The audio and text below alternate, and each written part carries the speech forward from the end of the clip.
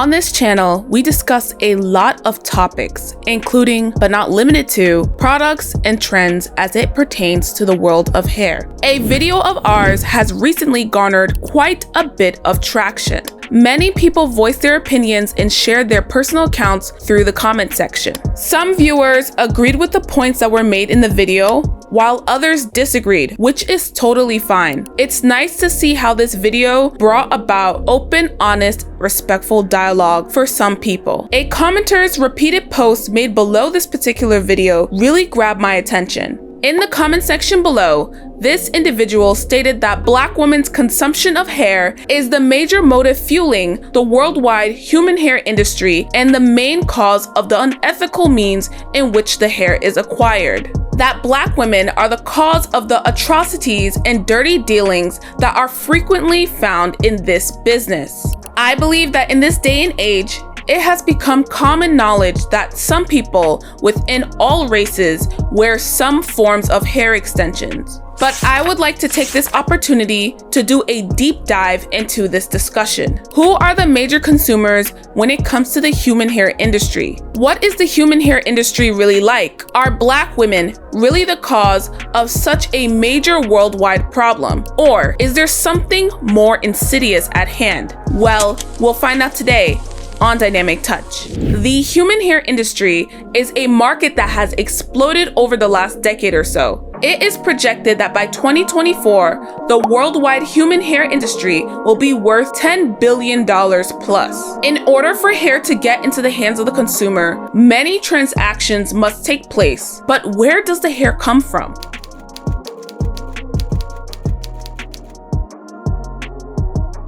The first way human hair is acquired is the most well-known source: donated hair. Hair that is given to temples as a form of donation.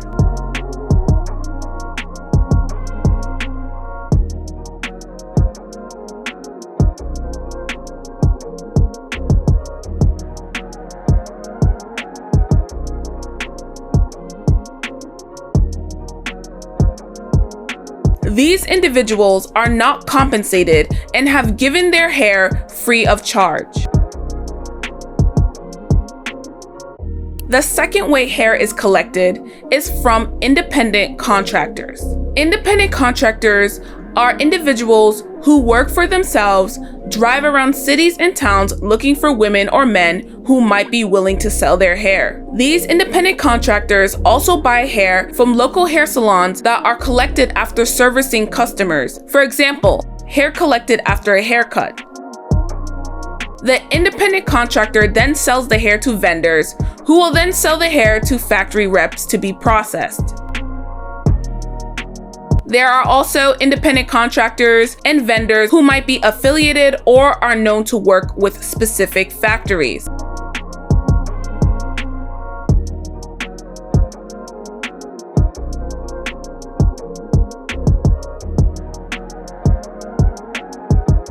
Some independent contractors even sell their hair at local marketplaces or auction houses.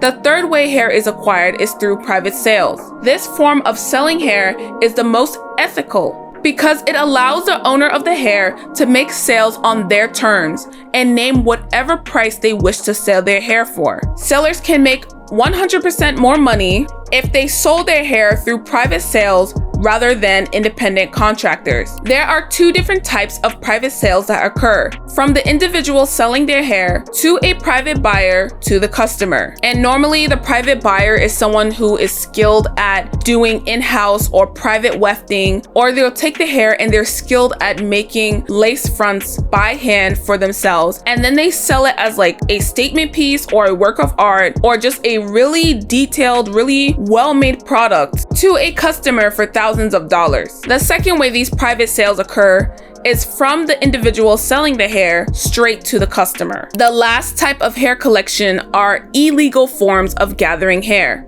Some people gather hair through enslavement, attacking women with long hair and forcibly cutting and stealing a woman's hair while she sleeps. Basically, any form of hair that was acquired through coercion, force, theft, or violence. Women in the town of Maracaibo in northwestern Venezuela are facing a new threat. Yeah, and it's a serious and dangerous, and it's also a little bit weird. We're talking about hair robbery. Criminals want their locks, and the straighter, the better. Here's Rafael Romo.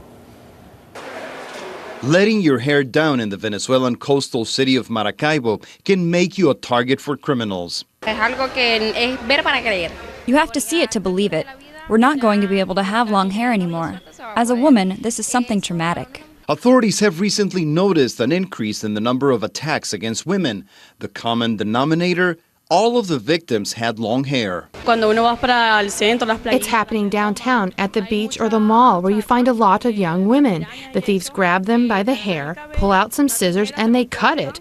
They then sell it at beauty or hair salons. In Venezuela, they call these thieves piranhas. Yes, piranhas, just like the meat-eating fish found in South American rivers. It's a crime of opportunity. Just like piranhas, the thieves are fast, ferocious, and seem to have very little compassion for their unsuspecting long-haired victims. It's also happening in neighboring Colombia. Arlene Luna was victimized last year. Luna says that by the time she realized what had happened to her, the thieves had already fled, and a chunk of her braid was missing. 20 centímetros, sí, aproximadamente. She lost 8 inches of hair. From the robber's perspective, it's quick and relatively easy money. This hairstylist says synthetic hair costs anywhere from $40 to $160, depending on its quality. But natural hair can cost well over $500, all the more to guard your tresses. Dreadlocks, a popular hairstyle in South Africa that usually takes many years to grow. It's now possible, though, to get a full head of dreadlocks instantly. And some criminals have spotted an opportunity to provide the hair. There have been some reports of people being mugged for their dreadlocks. Dreadlocks can be sold for up to 7,000 Rand, depending on their length. If you're looking for instant dreadlocks, this is the place to go. These stylists carry backpacks stocked with various lengths of dreadlocks, but they deny mugging people to get the goods. How much are you going to charge?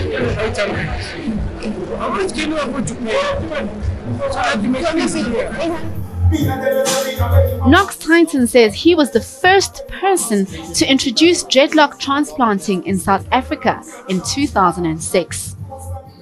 But he says the trade has put people's lives in danger, which is why he'll never buy or sell dreadlocks. And he's unsure whether South Africans will fully embrace the hair transplanting trend. Most of them, they don't want to do implant because they're still more spiritual. Do you understand? If ever you're going to take somebody else's hair and you put it on your hair, that is disgusting. Because you don't know, the hair is alive. You don't know what is in there. So majority of our people, they only would use their own hair or the hair of their families. Dreadlock specialists don't believe that trading in the hair will escalate, but people should stay alert for thugs looking to make a quick buck by stealing their hair. Tabang Masanabo, Johannesburg. Calvin Khumalo has been growing his dreadlocks for around 10 years. He began working as a dreadlock hairstylist on the streets of Johannesburg in 2007 and specializes in a technique called crocheting. Crochet khona indaba nje abantu bebengayinakile ngoba vele leti wethu bayenza ngecrochet like amadoili ingubo yini yona icrochet into edala khona but bebengakwazi ukuthi enweleni la khona iyayenza. Kelvin charges up to 500 Rand to attach dreadlocks to someone's natural hair. His trusted tool is an ordinary knitting needle.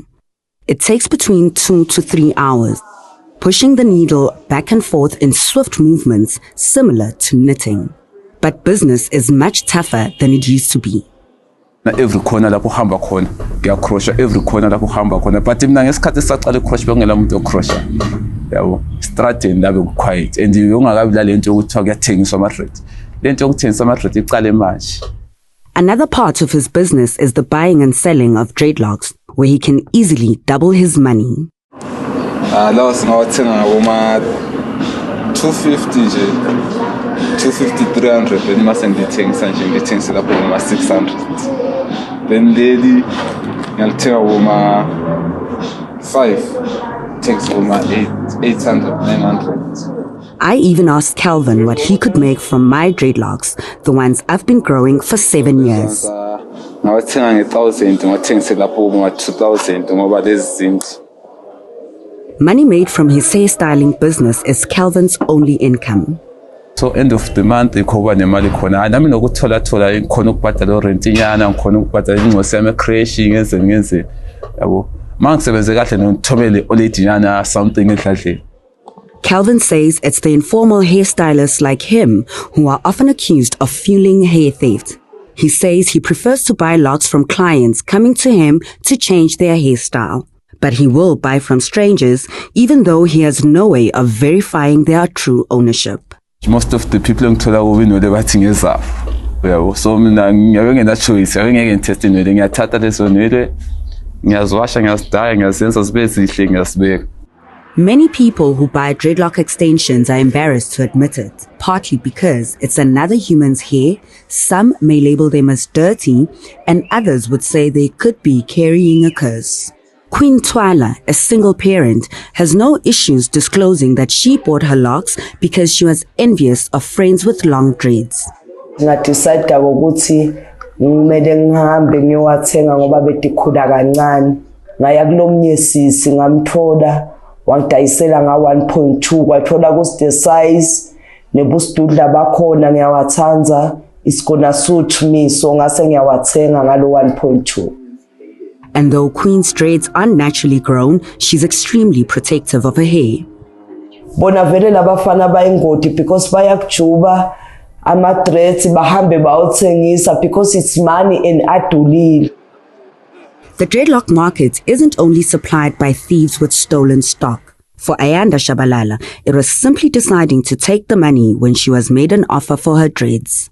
I want to go, okay, it's an easy way to get and I'm losing eggs, it's just my hair, and so says, like I'm saying like 500 rand. She says it was because the money was quick, but she also admits maintaining her dreadlocks was becoming a hassle.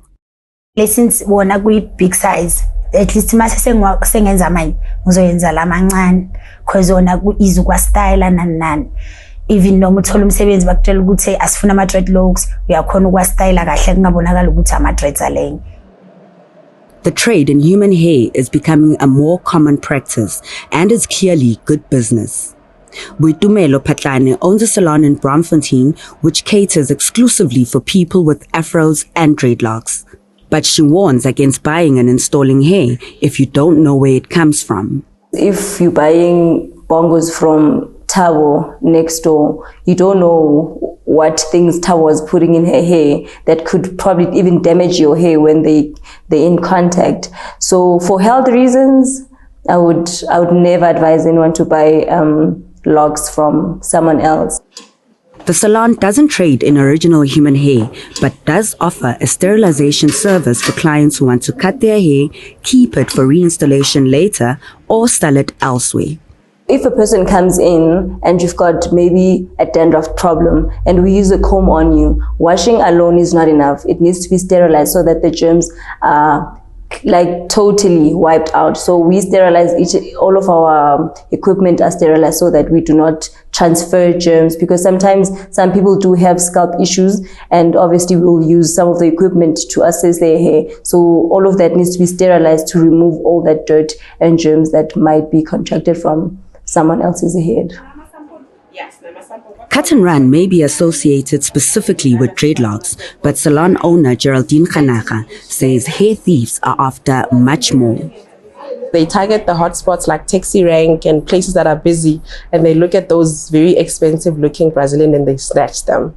These weaves are very expensive. They range from 4,000 to 6,000. So if you lose it, it's very traumatic. Weave snatching has become so rife in Durban that police are warning about certain hotspots. Women have even tweeted Police Minister Fikile Mbalula, who responded that he hoped the incidents weren't Brahim Masekela's prayers being answered. A reference to the musician's well-known hatred of weaves. It's the norm these days that there will be a safe which no one can open apart from the owner that will keep the Brazilians just to make sure that it's protected. Bulk stock at salons and cosmetic stores is especially high risk. In 2015, thieves made off with extensions valued at 50,000 rands from the China Mall complex. When a store in the city center was attacked by armed robbers last year, they only had one target: weaves. It's become too risky for Geraldine to keep imported weaves in her shop. If somebody comes in and they need it, we call it and then we bring it from our storeroom. She says the criminals have become so brazen that people no longer help when somebody is targeted. I think in this country, people are scared of helping other people because the moment you go and try and help someone else, you also get involved. People have gotten shot for opening their mouth and voicing their opinion that don't drop this person. So people just safely walk as if they're not seeing anything to protect themselves, because if they shout out, they might end up being the victims as well. After the break. You cannot take other people's hair and put it on your hair. That is a taboo. It is what we as Africans never did before. Where does it come from?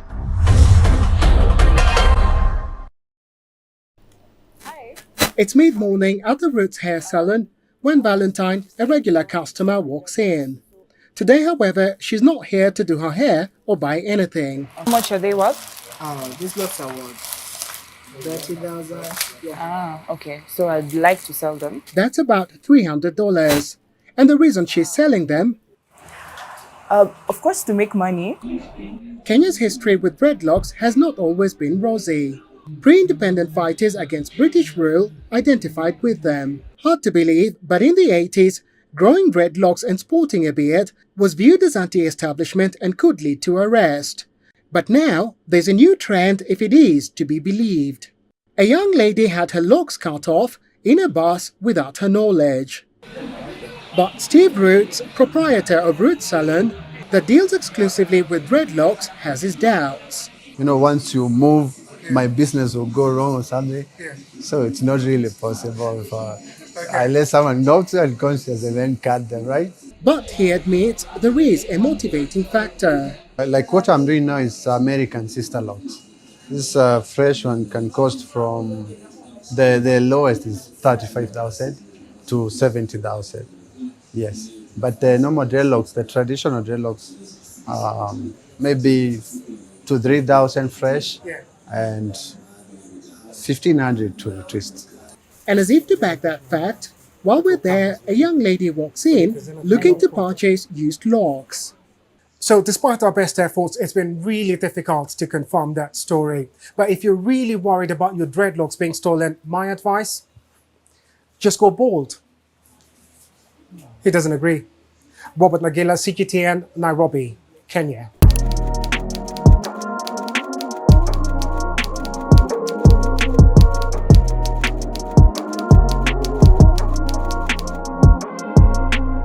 No, Black women are not the major cause of the rise of unethical hair collection. In fact, I personally believe that the belief that Black women are the #1 consumer of human hair is rather misleading. This is due to the fact that no one has thought to take a closer look at exactly what Black women are purchasing when it comes to the hair trade. You see, the world of hair is much more complicated than we think. In the world of hair, the best hair, which is normally unprocessed, undyed, unaltered, long, well-cared for hair, is sold at premium prices. This type of hair is known by some as virgin hair, human hair that has not been processed by chemicals or dyeing. For example, hair that is cut off the seller's head with the cuticles in alignment and sold without dipping in chemicals or changing the color by dyeing the hair. As of recent times, it's also known as raw, unprocessed hair, due to the many crooked hair companies using the term virgin hair to sell very low quality processed hair. The terminology changed in order for high-end companies to distinguish the quality of their products from the fakes. These hair extensions can sell between upper hundreds to thousands of US dollars. It was not until recently, within the last decade or so, that virgin hair has become mainstream with the everyday working class black woman. Don't get me wrong, in the past, everyday working class black women were purchasing hair extensions, synthetic hair, human hair synthetic hair mix, and Remy hair were the popular choices when purchasing various hair accessories and pieces. Remy hair was actually considered a very top-notch quality hair at the time and was very expensive back then. Of course, some companies still sell Remy hair, but once again, it's not as popular as virgin hair.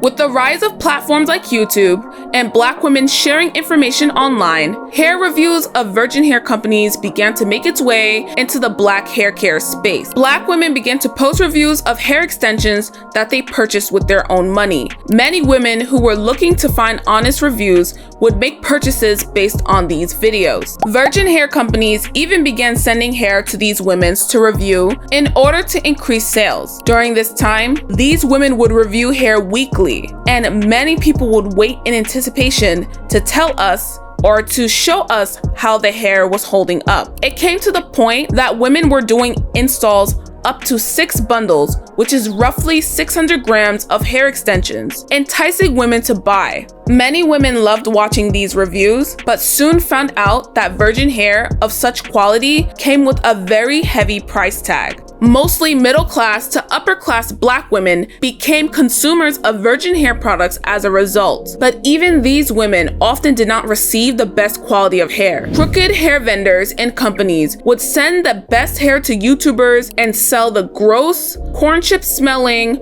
chemical soaked hair with tons of split ends to these women. It really was horrible because often these were everyday women looking to purchase good quality hair, but instead were scammed out of hundreds or even thousands of US dollars. Some of the hair extensions were so bad, they wouldn't even last a month. In fact, many Black women today are still not purchasing the best quality of hair or are scammed into purchasing very low quality hair. The type of human hair that is mostly sold to the average everyday working class Black woman and by these scammer companies is something I would like to call hair remnants. Balls of hair collected from leftover sold virgin hair products, animal hair, and from the floors of beauty shops across Asia. Sold in balls, dipped in chemicals, brushed, wefted in order to be put up for sale. Similar to synthetic hair, this type of hair is only effortless for the first week before all hell breaks loose. The hair becomes a useless ball of shedding in knots very quickly, causing Black women to have to keep paying for new hair to replace the old ones.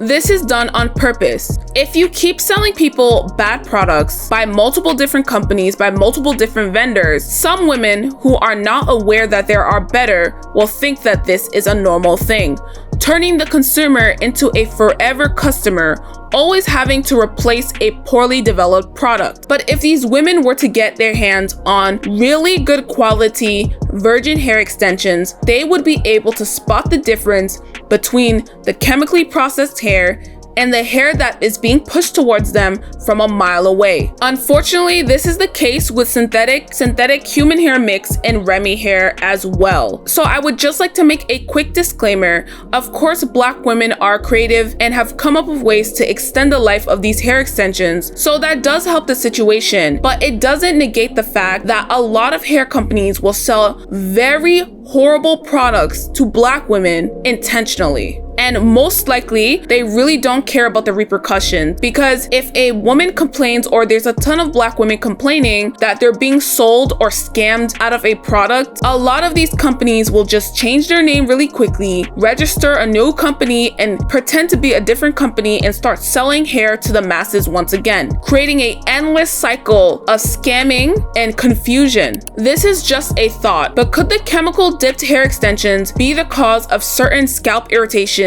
or scalp issues often seen within the Black community? And this is also the Black community in the US, in Africa, everywhere, just Black people in general. God only knows what chemicals are being used and the effect it has on our real hair and scalp. Let me know what you guys think below. Do you think that this is a possibility?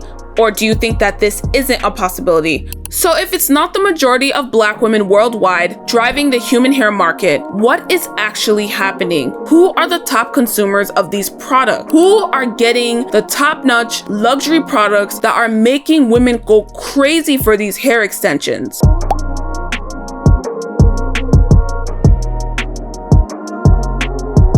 I guess nobody in India buys hair. Yeah, we already have our own hair. It's like fish buying water. Has anybody ever tried to steal your hair?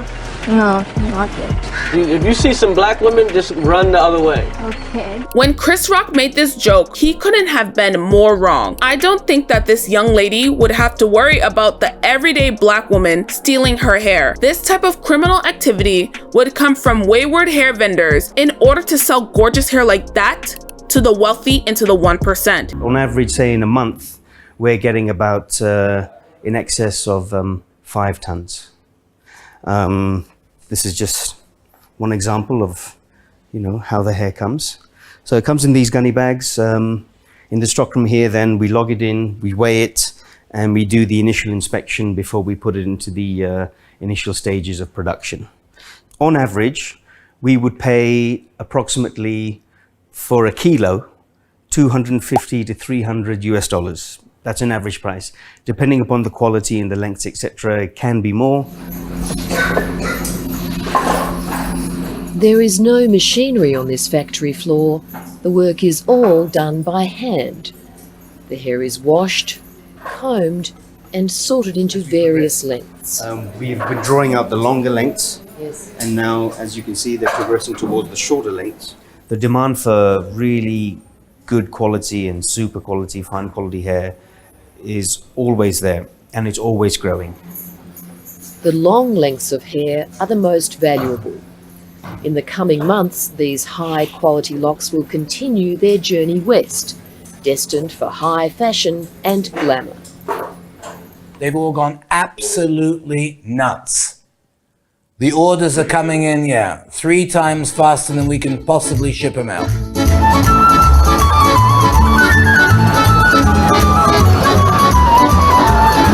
From the temples through the middlemen, the next stop for the best of the best locks is Rome. We're not left, sort of behind the 8 ball, which is also... Bangalore hair buyer Mayul Balsara is on a conference call to a man in Italy who can't get enough of his hair. Basically, you are guaranteeing that within the next 3 months, you're going to send a minimum of 8 to 10, possibly even 12 tons, okay? This hair is unprocessed virgin hair, ready. David A. Gold is widely regarded as the founder of the hair extension industry. We treat hair as if it were cashmere wool. He's of British and Italian heritage, and his company Great Lengths supplies top-of-the-range hair extensions to thousands of salons in more than 50 countries. This market is gigantic, beyond comprehension. We're talking about billions and billions of dollars of turnover yearly in this extension field. Now here's some hair that has taken maybe 12, maybe even 15 years to grow to this length. Very, very expensive. I mean, a kilo of hair this length would be easily $2,500. And this is probably about half a kilo. We can measure this. We can weigh this. Yep, 536 grams. So that's worth more. So that's worth about $1,200, just what's sitting on here, without any of the labor, anything involved yet.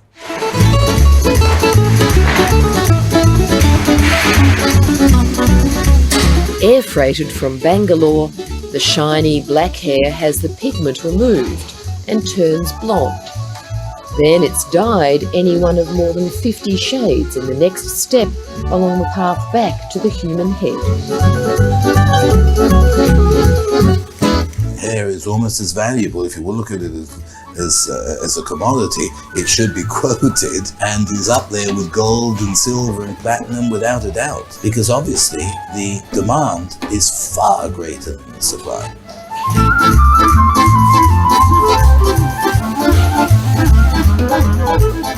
The workers here are paid much more than their counterparts in India. This is a high-tech operation which adds much cost to the end product.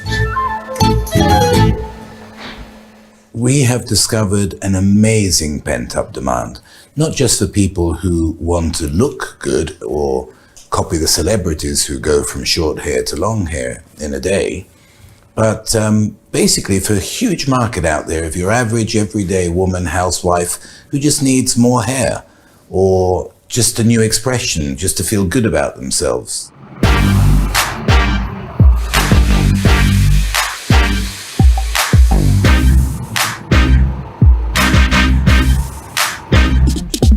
In an upmarket salon in central London, the hair has finally completed its journey from Hindu temple to High Street.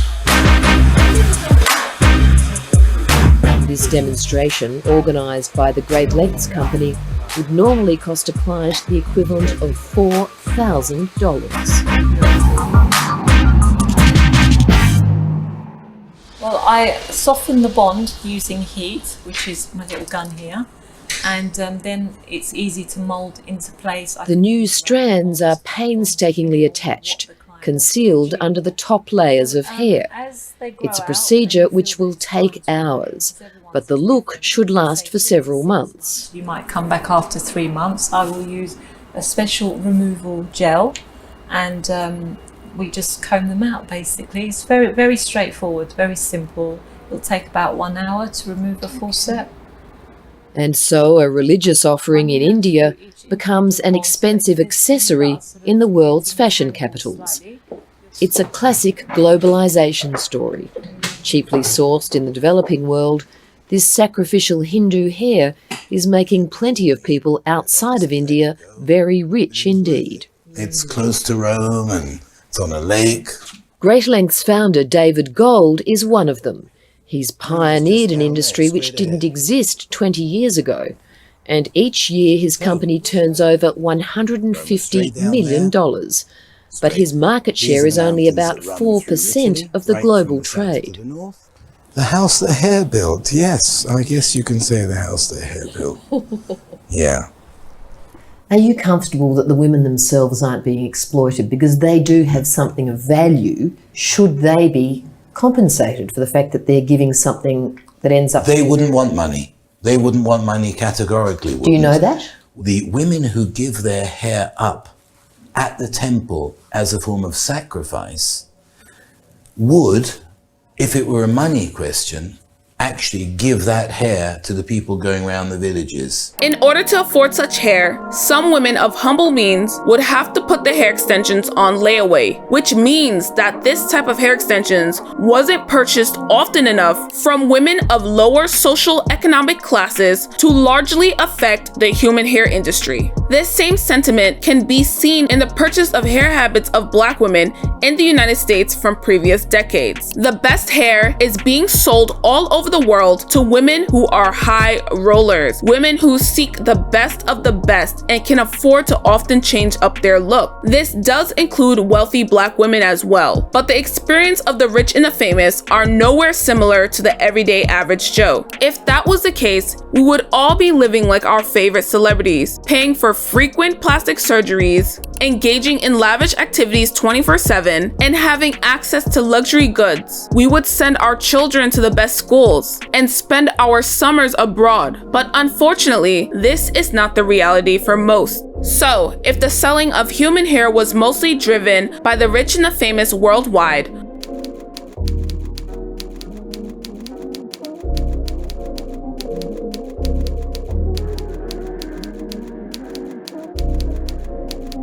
social media is one of the major causes of the rapid growth seen within the human hair industry. More and more women of all races are seeking out hair extensions in order to change up their look or to recreate the look seen on their favorite influencers or celebrities. Many people believe that only Black women are mostly hair extension influencers, but this is far from true. There are all types of hair influencers. A lot of the times, companies will target a specific country, race, or ethnicity using marketing. Social media has collected data on its users, so they also use this data to further push brands to their ideal customer. Often, if you are not the brand's ideal customer, you might not be aware of what's happening or trending within the particular target demographic of the brand. There are celebrities and influencers who promote hair extensions as brand deals, and there are also celebrities and influencers who just share beauty secrets. This is a fun way for them to engage engage with their customers. And sometimes these brand deals or beauty secrets include hair extensions, particularly human hair extensions. Either way, this causes women who admire or wish to look like these celebrities and influencers to rush over to these brands in order to make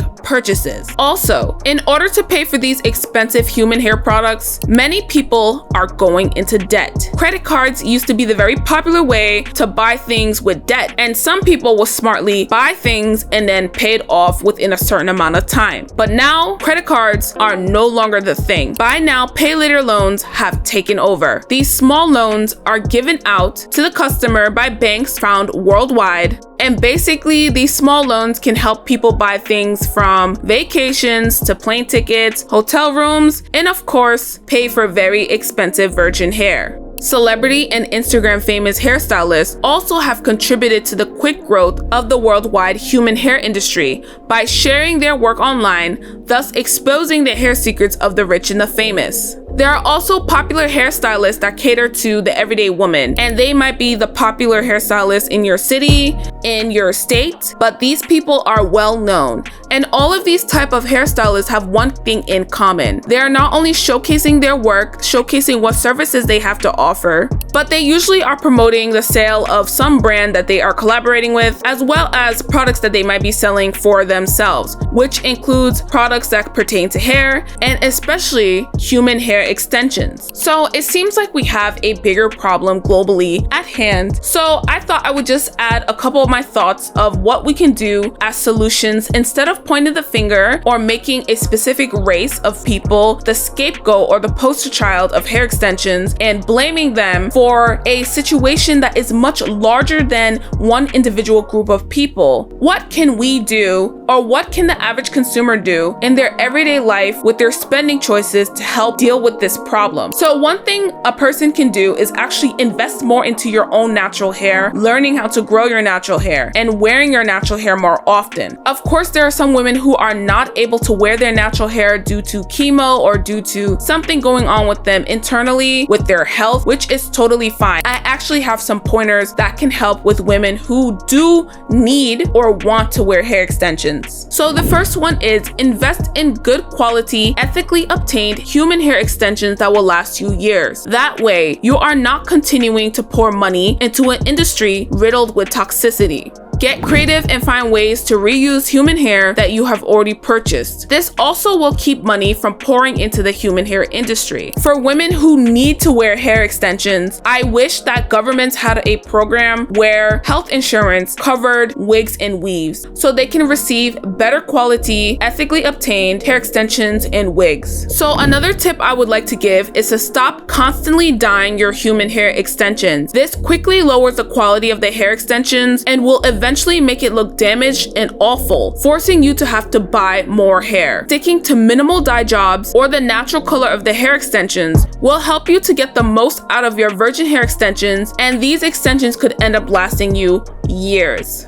My last tip is to not let your hairstylist or even yourself constantly hack away at your hair extensions. That causes the hair extensions to thin out quickly and you will have to buy hair more often. Basically, choose a hair extension install method that helps preserve the hair. Anyway, going forward, I wish that there was a way to ensure that women selling such a personal thing like hair could be properly compensated for it, instead of being extremely lowballed and taken advantage of. Well, that's all for now. As always, I would love to hear your thoughts and opinions down below, and I'll see you next time on Dynamic Touch.